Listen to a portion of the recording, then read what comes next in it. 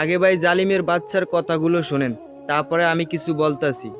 খানকে বেলা নবী মোহাম্মদ তোর মায়ের সুদি, খানকে বেলা নবী মোহাম্মদ তোর মা আমিনার সুদি, তোর মাই আছে না মা ফাতমা, মা ফাতমার সুদি, তোর বউ আছে না মা আইসা ওই খানকের সুদি, তোদের মা ফাতমা মা আইসা মা আমিনার সুদি, খানকে বেলা নবী মোহাম্মদ তোর কবর থেকে তুললা, খানকে বেলা তোর প্রতি মারবো মাদাসুদ নবী, তুই নবী না খানকে বেলা তুই একটা বেজন্মা মাদাসুদ, তোর গলা কাটমু খানকে বেলা নবী, খানকে বেলা মোহাম্মদ তোর গলা কাটমু খানকে বেলা, তোর নবী বলি তো তোর নবীর পা দিয়ে খানকে বেলা মাইরে খানকে বেলা তোর মদিনাতে আবার মাদাসুদ ওই কবরের মধ্যে দফন করে দেবো। এই নবী খানকে বেলা মোহাম্মদ তোর কবর থেকে তুললে তোর পোড়ামু মাদাসুদ, তুই কোন নবী না মাদাসুদ, তুই একটা বেজন্মা তোর বাচ্চা, তোদের মতন নবীরে পুটকি মারি মাদাসুদ,